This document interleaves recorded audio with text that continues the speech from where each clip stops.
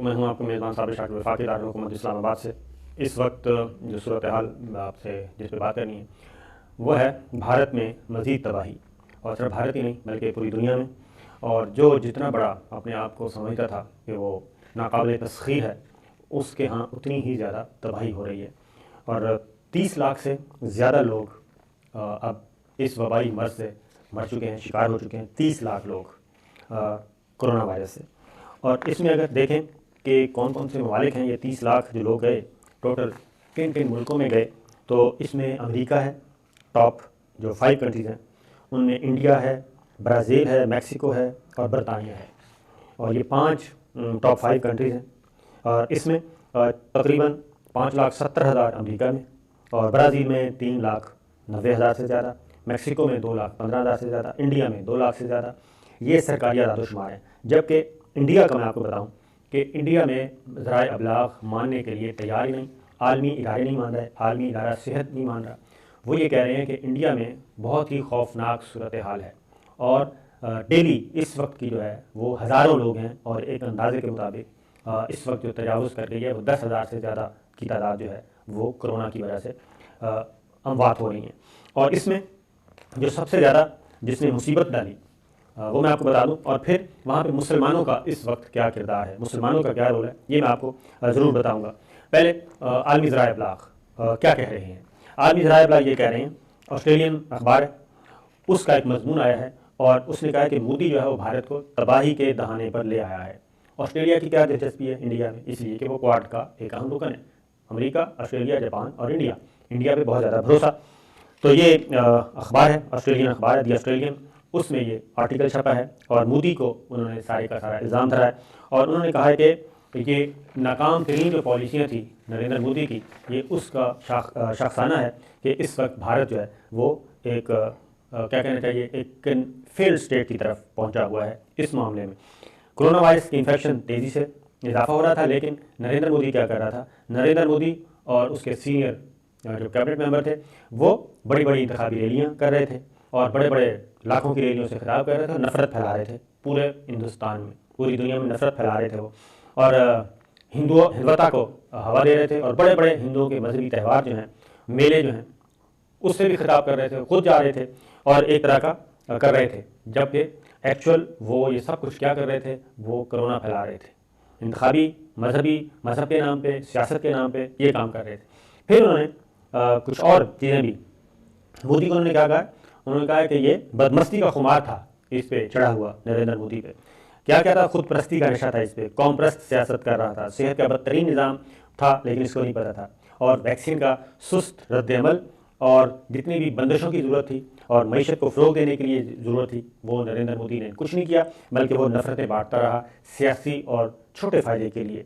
और इसी तरीके से जो मज़ीद इस आर्टिकल में क्या कहा गया है, नरेंद्र मोदी और हिंदुत्वता को, अमित शाह को, अजीत डोभाल को, वो क्या कहते हैं, ये मुतकब्बर इंतहाई कम दर्जे की कौम परस्ती और ब्यूरोक्रेटिक नाहली ने, ये सारी चीज़ों ने मिल के भारत को धकेल दिया है तबाही के दहाने पर। और वज़ीर आज़म शेखियाँ मार रहा था। अब सूरत हाल क्या है, अब सूरत हाल ये है कि ना तो काबीना नज़र आ रही है, पाकिस्तान में तो माशाल्लाह सारे नज़र आ रहे हैं और काम करते हुए नज़र आ रहे हैं, लेकिन इंडिया में ना ही काबीना ना ही वज़रा, बल्कि बहुत सारे लोग मुल्क छोड़ के भाग चुके हैं। और इस वक्त भी यानी कि 2 हफ्ते गुजरने के बाद भी गलियों सड़कों पे आपको हर तरफ मरीज़ नज़र आएंगे, या फिर शमशान घाटों में आग के टीले नज़र आएंगे। आग जल रही है और 24 आवर्स चल रही है और चिता जलाई जा रही है इस वक्त। और दूसरी सूरत हाल ये है कि सारी सिचुएशन की वजह से वैक्सीन की पैदावार का काम भी रुक गया है, यानी कि वैक्सीन भी तैयार नहीं हो रही। उसकी वजह क्या है कि खाम माल की कमी हो गई है इंडिया में। ज़ाहिर है चीज़ों ने आना है, मुख्तलिफ मुल्कों से आना है, और मुख्तलिफ शहरों से आना है, फैक्ट्रियों तक पहुँचना है, तब जाके ये सब कुछ होना है। और इस वजह से खाम माल ही नहीं आ रहा, तो वैक्सीन कहाँ से तैयार होगी। एक नया मसला पैदा आ चुका है, और इससे भी इस वक्त इंडिया का नक्शा वो बदतरीन हो चुका है। अब तक की भारत में अब भी छठे रोज़, एक हफ्ते की मैंने मिसाल दी कि 3.5 लाख केसेस सरकारी तौर पे आ रहे हैं डेली, और नई पाबंदियाँ भी नाफिज कर दी गई हैं।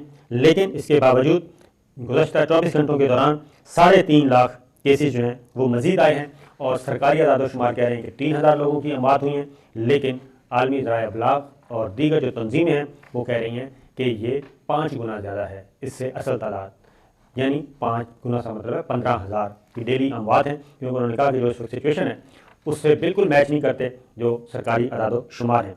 और फिर ये सारी सिचुएशन की वजह से क्या हुआ है, पाकिस्तान ने इमदाद की अपील की है, पाकिस्तान ने हर तरह की मदद की दरख्वास्त कह रहा हूँ, पेशकश की है इंडिया को। और अब मुख्तलिफ मुल्कों के बॉर्डर तो कर दिए हैं सील, फ़िज़ाई सर्विस मुअत्तल कर दी है सारी दुनिया ने इंडिया के साथ, सारी दुनिया ने इंडिया के साथ फ़िज़ाई सर्विस मुअत्तल, ज़मीनी सर्विस मुअत्तल। और इस वक्त इंडिया जो है एक्चुअल पूरे का पूरा 1.25 अरब की आबादी, वो लॉकडाउन और कर्फ्यू आप यूँ कह लें, पूरा मुल्क जो है वो है, ना कोई आ सकता है ना कोई जा सकता है। ये है इंडिया की सिचुएशन।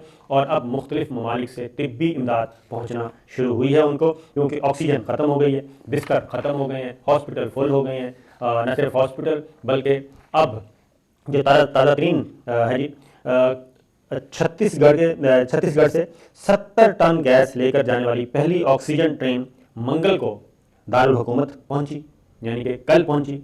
और मुख्तलिफ इस तरीके से, यानी कि सिर्फ दिल्ली की मैं बात कर रहा हूँ कि 70 टन गैस जो है ये छत्तीसगढ़ से आई है। और ये पहली ऑक्सीजन ट्रेन है जो दारुल हुकूमत नई दिल्ली पहुँची है, क्योंकि दिल्ली दारुल हुकूमत का बहुत ही बुरा हाल है। और इस वक्त वफाकी दारुल हुकूमत, क्योंकि जहाँ पे सारे फैसले होते थे वहाँ पे ये मंजर कशी की जा रही है।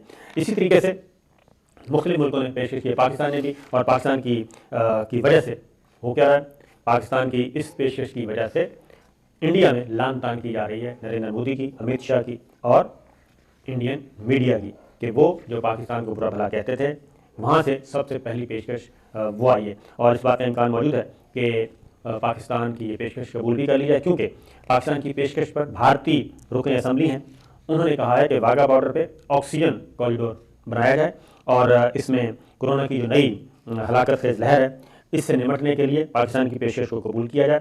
ये रुकन असम्बली हैं अमृतसर से और कांग्रेस के ये रहनुमा हैं गुरजीत सिंह, उन्होंने ये भारतीय पेशकश, पाकिस्तान की पेशकश पे नरेंद्र मोदी को कहा है कि आप नफरतें फैलाना छोड़ दें और एक कॉरिडोर बना दें वाघा बॉर्डर पे और ऑक्सीजन कॉरिडोर, और इसके लिए पाकिस्तान की मदद ली जाए और अपनी जनता की जो है वो बनाई जाए। ऑक्सीजन प्लांट पानीपत में है जी।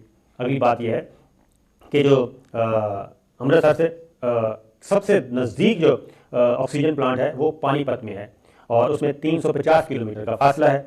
तो वो कह रहे हैं कि लाहौर तो 50 किलोमीटर है, तो बेहतर है कि पाकिस्तान से ये पेशकश कबूल की जाए और 30 टन अमृतसर की 30 टन ऑक्सीजन की ज़रूरत के लिए लाहौर से ही खेप मंगवाई जाए। और इसलिए पाकिस्तान क्या कर रहा है, पाकिस्तान ने जी अब ऑक्सीजन की खपत पूरी करने के लिए स्टील मिल को खोलने का फैसला किया है। मीटिंग हो चुकी है।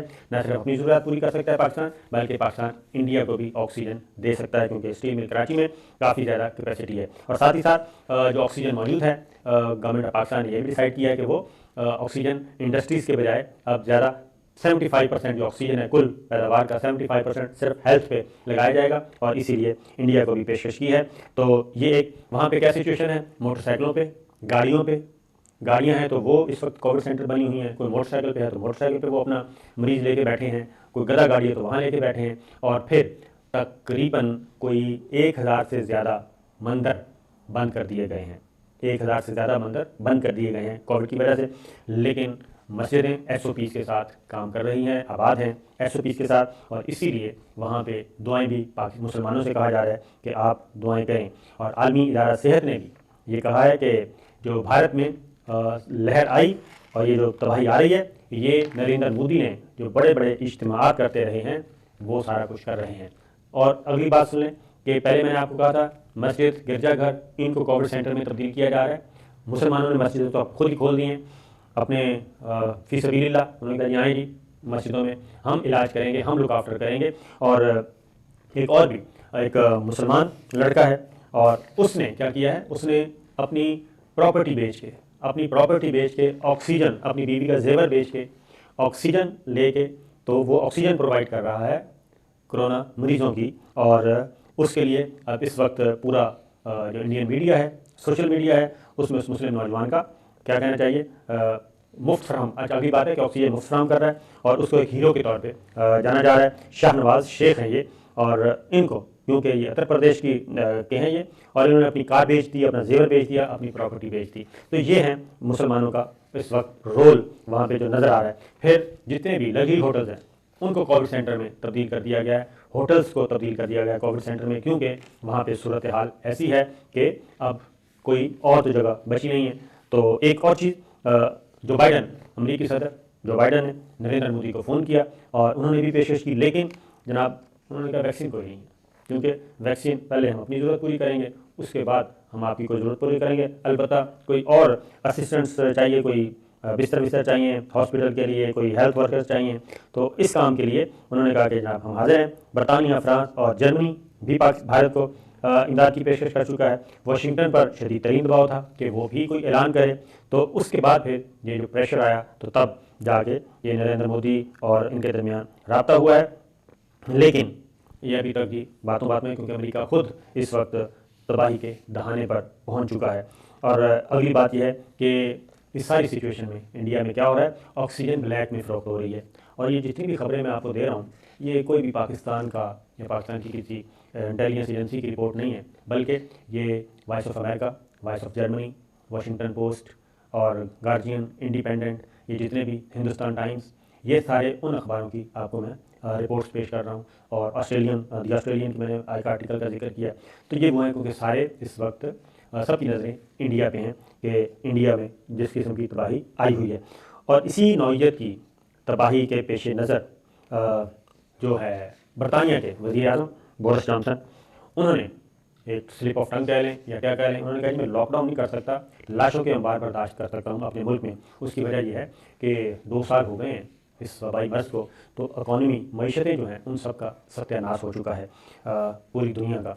और इन हालात में पाकिस्तान अभी तक, अल्लाह का शुक्र है, अल्हम्दुलिल्लाह कहना चाहिए, और दुआ भी करनी चाहिए कि पाकिस्तान को अभी तक अल्लाह ताला ने महफूज रखा हुआ है। और उसमें पहला साल भी, पहली 2 वेव्स आई, उसमें भी हम बहुत ज़्यादा महफूज रहे। एक तो मैं पूरे का पूरा कहूँगा कि कुछ अल्लाह ताला के नेक बंदे हैं अभी तक पाकिस्तान में, कोई दुआ भी चल रही है। मेरा तो बिलीफ है, अक़ीदा है कि अल्लाह ताला, क्योंकि ये एक अल्लाह ताला की तरफ से ही एक पूरी इंसानियत पे, पूरी दुनिया में एक ये अज़ाब आया हुआ है, और अल्लाह ताला से ही अपने गुनाहों की माफ़ी मांगनी चाहिए। तो अल्हम्दुलिल्लाह पाकिस्तान में पहली 2 लहरें जो आईं उनसे भी हम महफूज रहे और बहुत ज़्यादा तबाही नहीं हुई।